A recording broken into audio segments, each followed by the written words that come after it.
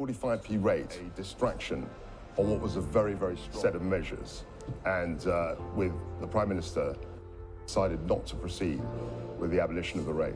But I think the thing that Conservatives say to me as well is that the project, if you like, of this radical change to economic policy is really being driven by Liz Truss and Kwasi Kwarteng in unison with the other two in their economic quad, as they call it, which is Simon Clarke, the Levelling Up Secretary, and Jacob Rees-Mogg, the Business Secretary. And quite frankly, I think Liz Truss at the moment is quite politically vulnerable because she doesn't have a groundswell of support. It's clear that the abolition of the 45p tax rate has become a distraction from our overriding mission to tackle the challenges facing our country.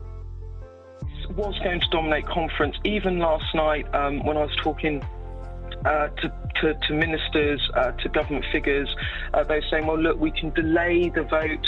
We don't have to vote on this measure until March next year on the abolition of the rate, so we can buy some time and we can park the issue. But clearly, the building of the rebellion led by Michael Gove and now Grant Shapps this morning, there has been a political calculation that if they don't reverse on this policy, they can't get past it at this conference. We get it, and we have listened. This will allow us to focus on delivering the major parts of our growth package. Convincing result, a decisive result, and what it means is that as a government we can move on and focus on the stuff that I think really matters.